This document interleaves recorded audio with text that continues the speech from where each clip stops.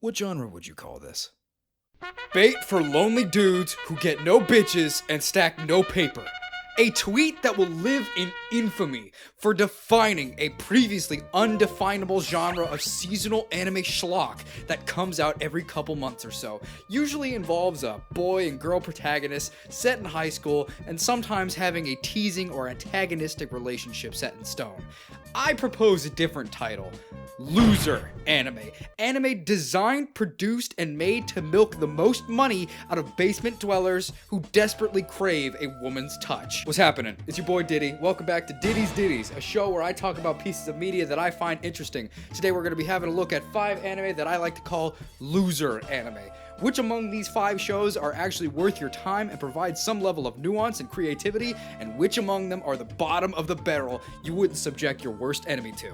These 5 were all I had time to watch, unfortunately, as your boy's been getting pretty busy as of late. What can I say? The crack dealership is really paying off. But, hey, who knows? If this video does well, maybe we can do a sequel. So remember, do the typical YouTuber stuff. If you make it to the end of the video and you like it, like, comment, subscribe with the bell notifications. You know the drill by now. You've been on YouTube for how long? One last thing. I finished most of these shows. Keyword most. There is one of them that I did not finish all the way through. If that's not your thing for a reviewer to do, then you're welcome to click off this video or skip that entry. However, I've heard from sources, from friends, that the show doesn't get much better than the stuff I watch, so I just didn't bother for the sake of time. Okay? Okay. You can probably guess by that statement that this won't be a very professional review, more of a mix of personal enjoyment and genuine critical opinions. But yeah, let's jump right into it.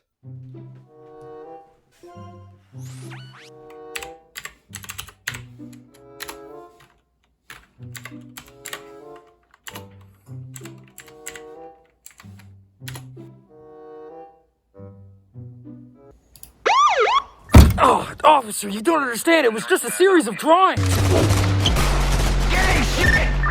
Hey gang, for a majority of this video, I filmed myself at a very unflattering angle. I swear, I'm not that ugly most of the time. Starting off with what I believe to be the absolute middle ground of these types of loser animes is Komi-san Can't Communicate, a show that many would define as their comfort series.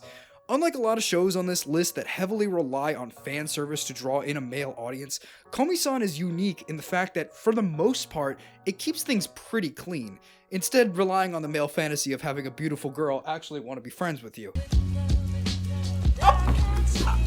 The show follows Tadano and the title character Komi-san. Komi-san has a communication disorder that makes it very hard for her to speak to other people. Super autism. Despite this, she really wants to make friends, and Tadano makes it his mission to make Komi 100 friends. And honestly, this is a really sweet premise. I do enjoy it very much so. As stated before though, I have mixed feelings about the show as a whole, which is a shame because I really wanted to like this one. I mean, it's the wholesome one, right? The one that doesn't rely on titty and ass. But it has a good mix of problems that I feel plague it, that if fixed, it'd make it a lot better. So let's talk about them. But first, let's get some general positive critique out of the way so that we can make this a nice compliment sandwich. The opening is fire, great animation and style, and honestly, out of all these 5 shows, I think it might be my favorite opening. But there is one other that I think might have it beat, and we'll get to it in a few minutes. The second ED is also extremely good, at least from an animation standpoint. You'll notice that a big strength of Komi's is school time nostalgia, which this ending absolutely oozes. We'll talk more about it later, but seeing all these characters mocapped makes you feel like they're actually real people just going about their lives. It's my favorite ED out of all the ones I've watched for this video. The animation of the show itself takes a lot of creative approaches to adapting the manga style, and I really like how hard they go for basically no reason sometimes. Like, for what purpose does Tadano throwing an eraser need to be animated this well? There are a lot of creative shots in this show. It utilizes a lot of letterboxing, which I'm always a fan of. We'll get to characters and their personalities in a second, but their designs are fire. Simple but effective, recognizable at a glance and with a distinct style. Hard to achieve for seasonal anime standards. The style itself is really cute. The eyes and the position of the mouth on some characters will tell you straight away that you're watching Komi-san. I always enjoy when a seasonal show tries to change up the traditional anime slice of life style and going for something a little more unique. Alright, now that we've got some basic compliments out of the way, let's get to the problems. Firstly, the characters. Komi-san has a strange range of characters who are completely fine, and some are even quite likable, like Tadano and especially Najimi, who might be my favorite out of the bunch. But it's characters who suck total farts that make this show get taken down a few pegs for me. Anyone who's aware of this show or has watched it before likely knows of the big one, Yamai Ren. You crazy! You crazy! Komi-san's biggest stalker and general creep. In one particularly bad episode that highlights what kind of person she is, Yamai kidnaps Tadano for getting too close to Komi-san, threatening to kill him and bury him in a mountain. And then when Komi gets rightfully a little pissed, she throws a fit, but never gets proper repercussions for this at all. In fact, she basically just becomes part of the main cast. Or if you don't like her, how about the writer's barely disguised fetish, Agari Himiko, who, on the regular, just blatantly wants to be treated like a dog and humiliated. You know how people get really pissed at the pervert trope like Sanji and Mineta? It's those same motherfuckers that get weirdly quiet when a woman does it. You ever notice that? It's just something I'm picking up on. Hang on, it's fucking hot in here. Hold on. Whew. Whew. I said, babe, take off your jacket. I said, man, it's hot. Okay, but yeah, Agari has like one, maybe two gags. They both suck. And this idolization of Komi-san from both of these characters is where I find one of the other bigger issues that plagues the show. That being this extreme adoration for Komi-san that literally everyone exhibits.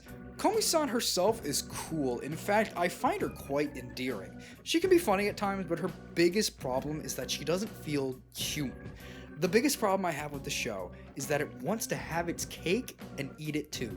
It wants Komi to be this shy, mysterious girl who has extreme trouble making friends, and she's secretly really cool if you get to know her, but also she's simultaneously the popular girl in school and revered by every one of her classmates as a god to a ludicrous degree in what is supposed to be a joke, but it's not a very funny one. Not funny. There will be dedicated minutes in each episode devoted to passerbys talking about how much a goddess Komi is. The reverence her classmates have for her make her struggles seem less pertinent. If she had started off as a loner type character, maybe a little more ugly or traditionally shy, I feel like I'd have far more sympathy for her, and I'd want to see her go out and make these 100 friends. You'd get to see her struggle to really earn those first few. But when everyone around her does nothing but suck her dick, not only does the gag get extremely old extremely fast, it makes her struggle to find those 100 friends seem a lot less realistic. Which is a shame because Komi herself isn't annoying or unlikable.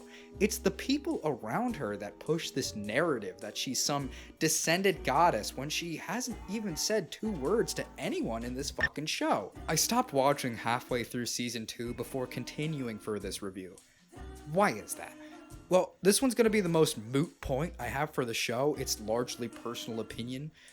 There was a scene in the second season where Komi goes to visit her grandmother, and I was just watching them play this card game called Koi Koi, and I just sat in my chair with like the deadest fish-eyed expression. And while the show was desperately just trying to keep my attention with loud music and flashing visuals, I just had this moment where I was like, what the fuck was I watching? You know, like I just realized that what I was watching was just boring. So boring. And there's lots of scenes like this in the show. There are large stretches of episodes where nothing happens.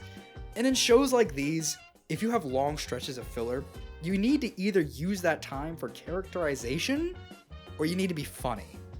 Unfortunately for Komi-san, it has some shitty characters and it's also not very funny. Damn, son. However, it's these long stretches of nothing episodes that simultaneously gives Komi-san its greatest strength. I know that may seem like a bit of an oxymoron, but hear me out here. Komi-san is at its best as a show to watch when you're doing something else. Normally, for like a shonen or a drama, that's an extremely negative thing to say about a show. But in filling the nothingness this show sometimes provides with something like work or drawing, you get to appreciate the low stakes the show has and grow to love being along for the ride of Komi's school life.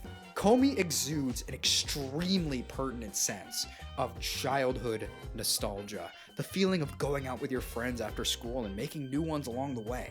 Episodes like where all the characters go out to a water park, or have a snowball fight just before New Year's, or go out to sing karaoke are where the show excels. It earns its title as a comfort anime. The show aims above all else to make you feel warm and fuzzy. Watch the show dubbed. I've been here for hours. I want a cheeseburger. Seriously, I know that dubs are a bit controversial, but most of these shows have strangely good dubs. When the lukewarm comedy is told in English, it allows the jokes to land a little easier and even gives the actors a bit of wiggle room to sort of make jokes that weren't in the original script. It allows you to just throw it on in the background and enjoy it for what it is. A simple, well-meaning show that has some flaws, but overall, it's an enjoyable experience. For this reason, I'm gonna give Komi-san a B. Not anything mind-blowing, but good for what it is. I heard you's a pedophile, nigga. I heard you like little boys and girls, nigga. If Komi-san is a fender bender, then Nagatoro is a train derailment. The key difference between the two is that, in terms of damage, a fender bender is way less costly and disastrous, but in turn, it's a lot less interesting. You can take your eyes off it. Nagatoro is so bad that it somehow warps its way into being good by simply keeping things interesting. It gets you mad. It makes you feel things. Let's talk about it. Getting the elephant out of the room. Nagatoro's 14. I'm not Epstein, so I'm not gonna act like any of this is okay. But surprisingly, in its first season, the show is so over the top, so stupid, so unabashedly cringe, that I can't say I wasn't at the very least entertained, if not for wondering how the hell this aired on TV. But let's say hypothetically just for a moment that the weird sex shenanigans weren't in the show. Can we judge it based on things it offers outside of that? Is Nagatoro worth your time? Not really. First things first, positives. The opening alternates between being my favorite and my second favorite among this pile of schlock. I love it. The visuals are cool and the song's catchy. While the character designs are basic, the art style's neat. I particularly love Nagatoro's expressions. They really capture the essence of a gremlin that the mangaka was looking for. If you have time, I seriously suggest going and reading the manga. It looks really good in black and white with that sort of sketchy, thicker lined look. Sometimes the anime diverts from this style and you really gotta see it in print to see what I mean. Alright, that's it. Now, don't be mistaken. I got my thorough enjoyment out of this show, but can I honestly call the touch the nipple game and the various escapades Nagatoro puts Makoto through good? Got his freaking name wrong. It's Naoto. His name's Naoto. I'm gonna call him Makoto through the rest of this video, but it doesn't really matter because they don't ever give him a name. Or were they just so bad that they kept my attention for the duration of the episode? Am I a masochist? The characters are whatever, they're fine. Yoshi and that one dirty blonde bitch who looks like a coke dealer, I forgot her name, are pretty annoying sometimes, but they're fine, I guess. Nagatoro can be cute when she's not being a sexual deviant. I like how she actually has interest outside of just being fetish pedo bait. And the club president is literally just, hey guys, I'm fucking naked, the character, so she's not really worth talking about. The character I want to talk about the most is Senpai, or as I'm going to call him, Naoto. I wanted to take pity on Naoto. because he had something that made me relate to him.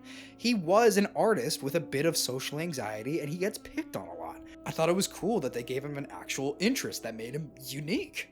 The problem lies when you realize that he's probably only an artist because the mangaka knows a lot about art, and it was probably an easy way to give Nagatoro a club room where they can mess around and do tiddlywinks or whatever. His social anxiety is comedically stupid, but somehow also not comedic. So stupid and so cringy that it makes you not even care whatever character development he gets. He has small moments where he gains a bit of confidence, but the very next episode he's right back to where he started. It is painfully slow burn. In the manga, they're apparently reaching the point where they can talk to each other without blushing every 3 seconds, but I'm judging it based on the anime, and the anime is still stuck in the mud. Senpai is pathetic.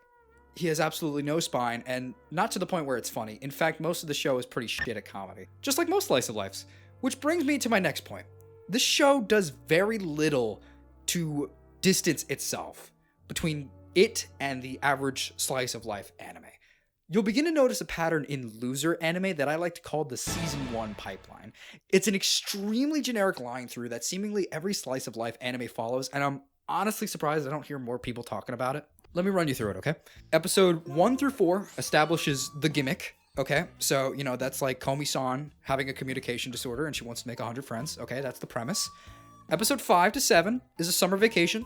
The beach episode could also be a water park. Basically just any excuse to show bikinis and draw tits.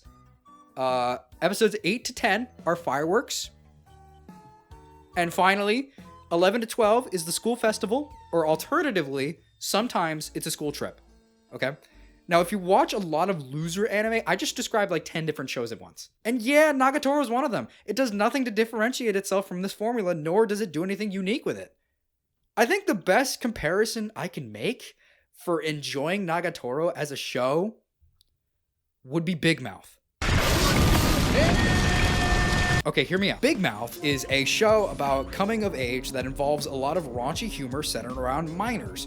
But you're never meant to be attracted to the disgusting little freaks on screen. If you watch Nagatoro the same way, you can sort of get some yucks out of just how wild it gets.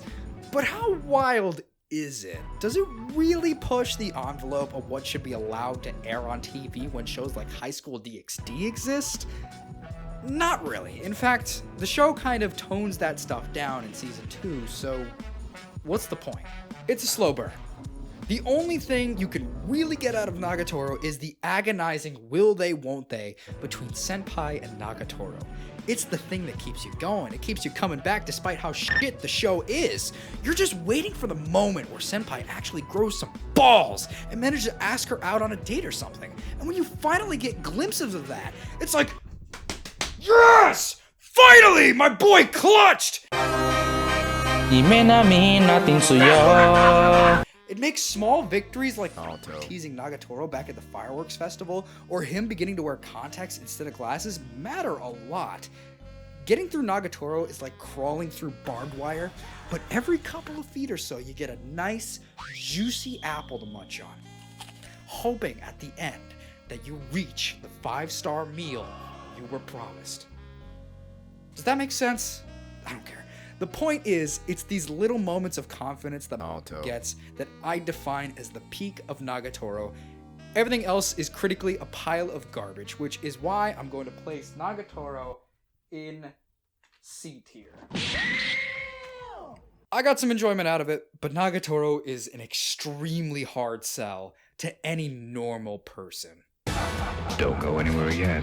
We'll be right back with more commodity. Hey, are you gonna cry, Senpai? Aw, don't be such a whiny baby. It looks gross when your snot rockets down your face like that. Gross. Icky, icky, icky, icky, icky, icky, icky. Shut the fuck up, bitch! Damn! What? Do you know how much time this takes? I'm sorry. Do you know how long it takes to finish a fucking painting? It's not easy. Shit! Ah, damn, annoying ass bitch! Would you still love me if I was a worm? That kid's a bad influence. Reagan would never be allowed in Britain again. We're back with more commodity. You motherfuckers have way too much free time, and f*** the British will. No. Dress Up Darling is the best anime on this list. It's not anything super mind-blowing, but it's the only show on here with a message, heart, genuine characters, and it diverts from the typical loser anime formula by actually having unique ideas for stories and a cool premise. Is it perfect? No, but not a lot of anime are. Comparing this show to the others in this ranking, its opening and ending are good but not the best. Out of the two, I'd say the ending left more of an impression on me. It's super cute and the song is nice. The animation has some cool and ambitious shots, but if you don't like tits being uncannily well animated, you might not be the biggest fan of this show. I'm not gonna try to defend it, it knows what it is. But unlike Nagatoro, it actually has other things going on besides animating titties bouncing, and at least Marin's not underage. What do you mean she's 16? That's him, officer! That's the pedophile! Get him! Okay, look, unlike Nagatoro, who straight up looks like a teenager, Marin at least looks like an adult, right? What? And she's very mature for her. I'm not helping the allegations out. Okay. My Dress Up Darling has a leg up on the other shows mentioned in this list due to the simple fact that it actually tries to subvert from the typical slice of life bargain bin content and tells its own story with a unique plot and subject matter, that being art and how far is one willing to go for one's craft. So wait, is it basically Whiplash? No. Get the fuck out of my sight before I demolish you. But Dress Up Darling has a lot to say about the hobbies we partake in and how they affect us as people. It has a lot of interesting things to say about not just cosplay, which is the main subject of the show, but things like Hina dolls, photography, and animation as well. Is this some sort of misunderstood high societal show that changed how I view art as a medium? No, but it's cute. For a brief synopsis of the show's plot, it follows the main leads Gojo and Marin. Gojo is a sheltered, antisocial guy who lives with his grandpa and never made a lot of friends due to his obsession with crafting clothes and makeup for Hina dolls. Marin is the popular girl, extremely outgoing, easy to make friends with, if a tad overzealous. The two meet, Marin's revealed to secretly be a degenerate who enjoys playing NSFW visual novels, yeah, I know it's stupid, shut up, and desperately wants to cosplay one of the main characters, Shizuka-tan. Gojo, with his experience in making clothes for dolls, decides that he'll make the cosplay for her, to which an overjoyed Marin celebrates, and the two begin a partnership, friendship, and possibly something more. One of the best examples of magic this show has, and why I consider it to be the best show on this list, comes from episode 4, where after some miscommunications between the two, Gojo is led to believe that the deadline for the Shizuka-tan cosplay is much sooner than it actually is. He spends all night researching, crafting, going home immediately after school to work on it, giving it his all. Meanwhile, Marin has no idea how hard he's struggling, and by this point, she hardly realized the effort that it takes to make a cosplay like this in the first place. When he's finally done, it looks beautiful, and Marin clarifies that she didn't need it as soon as Gojo got it done. After Gojo breathes a sigh of relief and falls to the ground, Marin breaks down crying because of how hard Gojo worked just to make someone he just met happy. It perfectly encapsulates why artists do what they do. The reward of a finished product is boundless. I personally have done large art commissions myself, so this dry ass, it's done, I'm going to bed, text from Gojo really resonated with me. But this scene highlights the biggest strength of My Dress Up Darling, that being the extremely well-written relationship between Gojo and Marin. Unlike other romance anime, Dress Up Darling feels realistic in its portrayal of young love. It feels like the story of two people who legitimately have good reasons for falling for one another. Gojo is a hardworking, independent guy who did the absolute most to make Marin happy, while Marin is just the kind of outgoing and beautiful girlfriend that Gojo had always secretly wanted. His real-life dress-up darling. Get it? It is so refreshing to watch a romance anime where the main characters admit to themselves that they have feelings for one another by episode 6. I cannot tell you how uncommon that actually is. You know what else is refreshing? Having two characters that actually feel like real people. You won't see that anywhere else on this list. Gojo and Marin both feel like actual real people who have real conversations, and the pace at which their relationship develops feels extremely natural and not forced. Marin has no trouble getting praise from anime fans. I mean, she's cute, she's funny, and she is a cosplay girl. She was always bound to be a fan favorite among sweaty neckbeards, but I actually really think she's well written. Both of these characters have flaws that are pertinent, enough to notice, but not annoying enough to stop your enjoyment of an episode. For example, Marin may be beautiful, funny, and outgoing, but she's also oblivious to a lot of things in the world, and her persistence can be a bit much at times. She's a tease, but not to the point where she feels like she's straight up harassing people like Nagatoro. It's all natural. whereas Gojo manages to encapsulate social anxiety without being a total clown like Makoto. It makes sense that someone sheltered like him wouldn't have a whole lot of friends growing up, despite how sweet he may be. He's hardworking, devoted, and he has manners. I saw a lot of hate for Gojo early on when the show was airing for him basically being a cardboard cutout of a character, but honestly, I couldn't disagree more. Just because he's a bit shy and reserved doesn't mean that he doesn't have his own feelings, his own thoughts, his own dreams. He's not just a stand-in for the lonely male audience member. In fact, I'd go as far as to say that Gojo can be just as desirable as a partner for women than Marin is for men. Okay, that might be a bit far, but like, one thing I love about Gojo is that his reaction to seeing titties is very realistic. He's not cool as a cucumber, but he's also not some extremely flustered, broken windpiped wimp who runs in the sight of a single shot of cleavage. I know that's a weird point to bring up as a positive, but when you shifted through the shit that I have, you learn to appreciate the small things, okay? The only thing I'm mixed about is the nudity. Okay. This is a hard sell, especially considering that Marin is 16.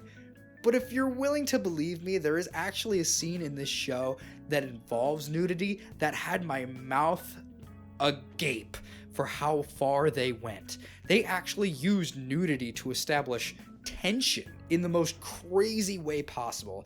And I don't even want to spoil it because I really want to hear your blind reactions in the comments. It is actually wild. You think Nagatoro pushed the envelope in weird pervert shit? Dress Up Darling went nuclear. Critically, the show might not be an S, and if we're looking at it stacked against anime as a whole, I'd put it around a B or maybe a low A. But since we're judging it based on it being a slice of life rom-com, I'm gonna throw it an S. I think it's earned it. There we go. Right up there. Don't go anywhere yet. We'll be right back with more commodity. Special feature! Kitagawa-san, are you sure your fans are gonna like this one? Relax, Gojo. This sort of thing always does numbers with the neckbeard crowd. I'm just playing with my audience's strengths. Yeah, but, you know, usually the things you cosplay are from anime or something, not fucking Chris-chan. Yeah, I'll be like, the first one to do it, you know? Trendsetter. Alright, here goes nothing.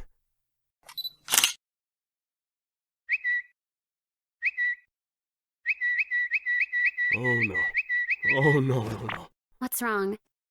They hate it. What? They hate that shit, Kitagawa. You're already trending! It's only been 5 Girl, seconds. they're beating your ass in the quote retweets! What's up, everyone? It's Moist Critical here today. I just wanted to talk to you about that stupid bitch Marin Kitagawa. I don't know what she was thinking that dressing up as Chris-chan would be a good idea. What is up, Drama Alert Nation? I'm your host, Killer Keemstar. Let's get rolling into the news. Marin Kitagawa is a bitch. Hello, I'm the Nostalgia Critic. I remember it so you don't have to. What did Marin Kitagawa accomplish by cosplaying Chris-chan? Absolutely fucking nothing! I should have cosplayed the Nostalgic Critic instead. Fucking Elon Musk just replied! Listen to me.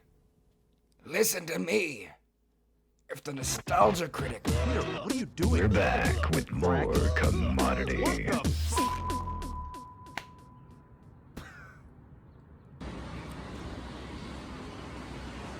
Well, I just got done watching a few episodes at work, which is not something I would advise you to do, by the way.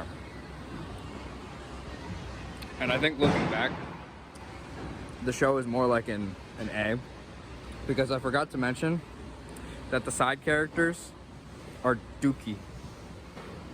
They're dookie garbage. Out of everything on this list, Uzaki-chan Wants to Hang Out surprised me the most with how much I actually enjoyed it. You look at it and you automatically assume this is going to be some titty-filled, boring, unfunny show with a bland protagonist and unmemorable side characters, but no, it's actually not that bad. In fact, I'd go as far as to say it's one of the better shows on this list. Let's get this out of the way. Yeah, there's tit humor. I mean, at this point, you kind of just have to expect it. If Komi-san can have tit humor, everything on this list is going to have tit humor, okay? But something extremely important that elevates this show above the others in that regard is that the main leads are both legal adults.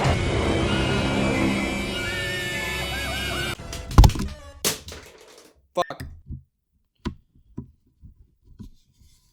This was gonna be really funny. Yes! We take that fucking W, bitch. Ignore the fact that later in the show, Uzaki's sister from middle school becomes a character and she gets sexualized as well. But baby steps, people! Rome wasn't built in a day! Uzaki's unique in the fact that it doesn't really have a premise like the other shows do. It's just Uzaki and her senpai Sakurai hanging out.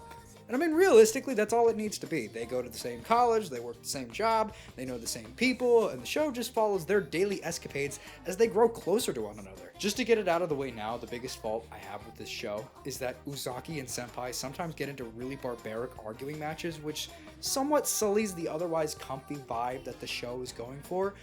But it never gets so bad that it makes you doubt that they actually enjoy each other's company and want to eventually be together. Their dynamic is otherwise really cute. It's antagonistic on both sides, but it never gets as bad as Nagatoro does, just lots of teasing.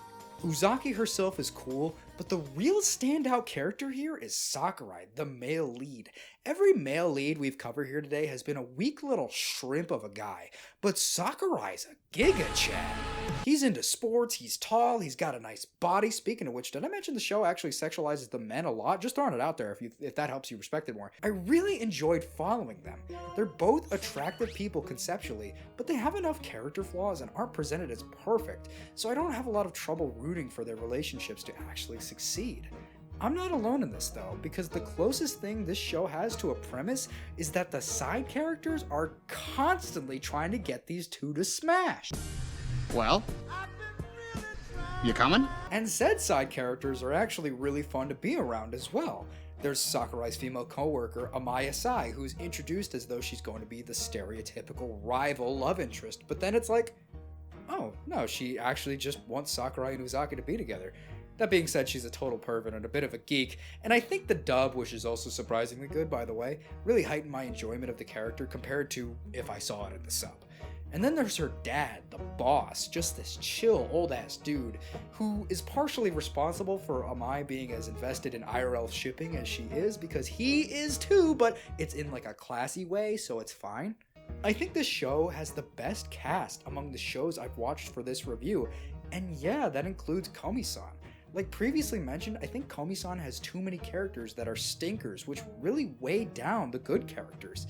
But this show, on the other hand, knows exactly when to introduce new characters and when to flesh out old ones. Characters never overstay their welcome, and they strike a nice mix between realistic and cartoony. I'll put it in layman's terms, Uzaki's characters aren't annoying to be around, so I need to give the show props for that. Do I need to say something? What's with these shows and cats? Huh? Nagatoro, Komi, and Uzaki are all drawn and heavily associated with cats on multiple occasions, with its influence being the strongest in this show. Komi randomly grows cat ears, Nagatoro occasionally wears a cat costume, Sakurai loves cats and talks about petting cats, which Uzaki's mom overhears thinking he's talking about wanting to fuck her. Yes, that's a real subplot, don't ask if it probably makes more sense in Japanese. Why? Is it like a cat girl thing? Maybe it's just that the main leads all sort of act like cats in their own weird way. I couldn't tell you. But that being said, this show has consistently made me laugh the hardest because of its association with cats. Okay, and let me tell you why. There's this fuck-ass cat in Uzaki that occasionally will just... I think it's in the poster. Yeah, it's back there. It will occasionally show up, okay? And... it'll just react to things with this stupid fuck-ass look. And every time it shows up, I'm like picturing sound effects from Vine compilations. Like, oh my god! And it actually cracks me the fuck up every time I see it. Actual brain rot behavior, I know. But yeah, Uzaki's pretty alright. I mean, I'm gonna give it an A. Come on. There you go. Yeah, things are looking pretty up right now. I sure hope that some infamously bad show isn't waiting for me at the end of... Okay. What do you want me to say here? It's Rent a Girlfriend. 1 hour and that's all.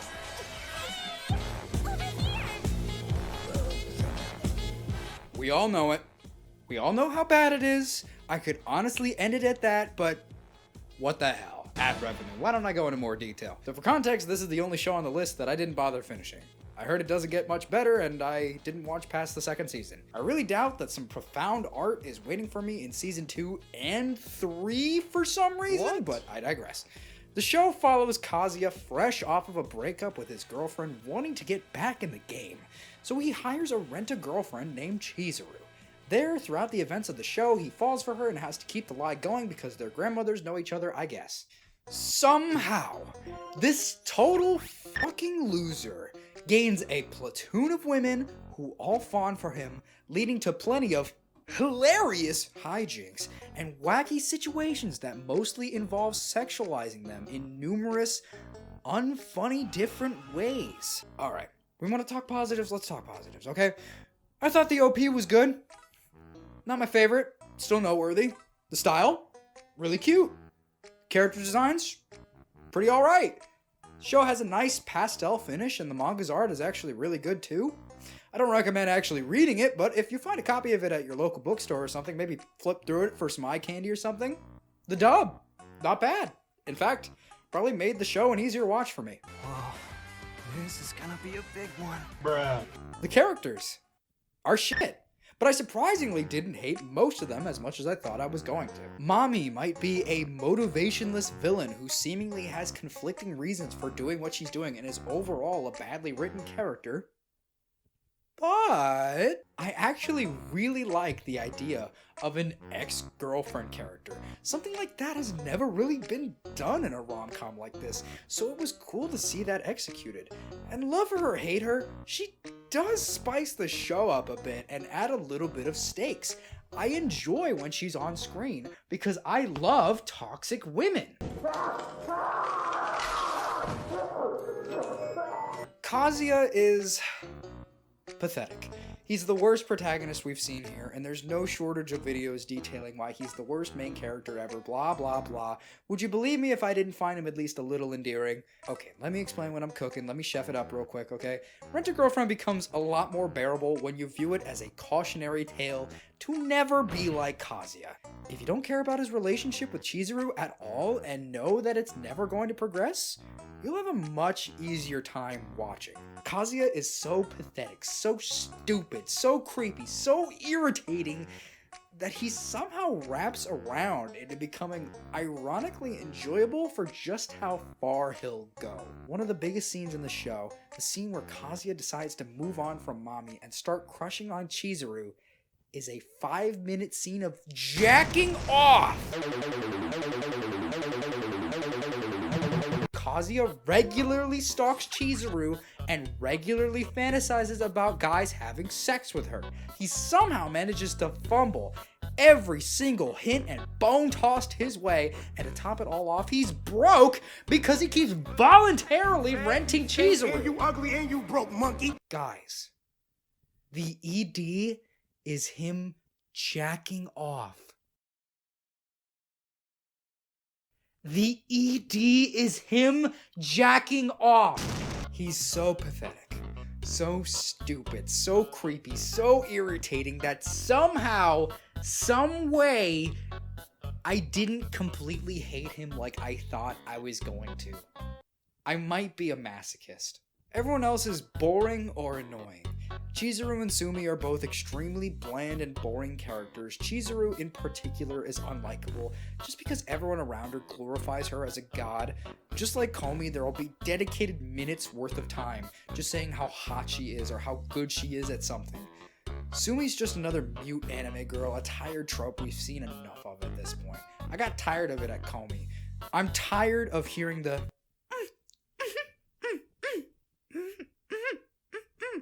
every time we have a shy character. It's dumb, it's annoying, it's cringe. Stop! Oh, baby, a triple! Ruka. Oh my fucking god. Easily the worst character in the show, by far. Toxic as hell, arguably a bigger antagonist than Mommy.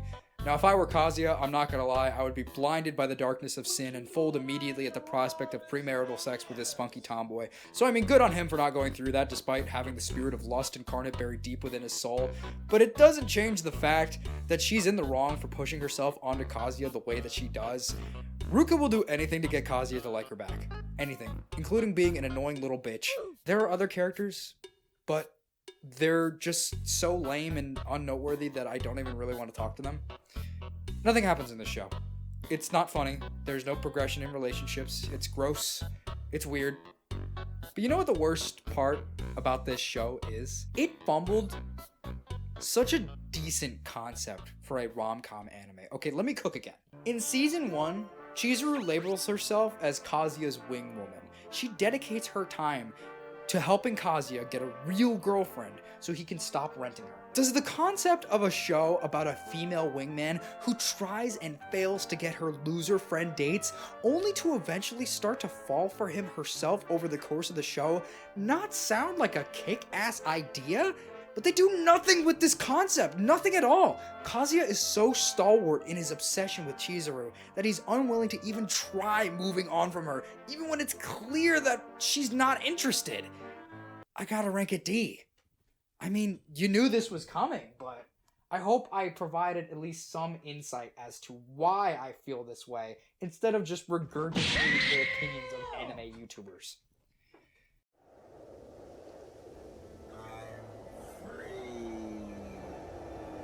Why do people watch loser anime? Why do they watch it when there are so many other better options available? And I'm not just talking about Dragon Ball or anything like that. No, there are some better romance shows out there. Love is War, Beastars, Sword Art on... I'm just kidding. It was funny though, right? What gives these shows in particular an audience? Well, I think it comes down to the type of person that may watch this show. It didn't hit me until leaving high school how most of these shows provide a form of escapism for people who may not have had the best high school experience growing up. People who might not have had experienced young love, friends, going outside, participating in school events, and going to the beach with a group of people you care about. Lonely people who watch these shows not out of some sick desire to lust after minors on their dirty TV screen, but to rekindle the youth that they've lost, or perhaps what they perceive as having been lost. Be honest with yourself here. If you're not attractive, can you honestly say you've ever had a girl as attractive as a 2D anime woman lust after you? No, it's a form of wish fulfillment. People who consume this media are nothing more than just lonely.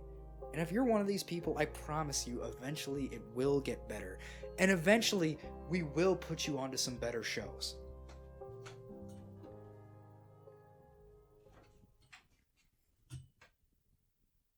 That or they're just gooners.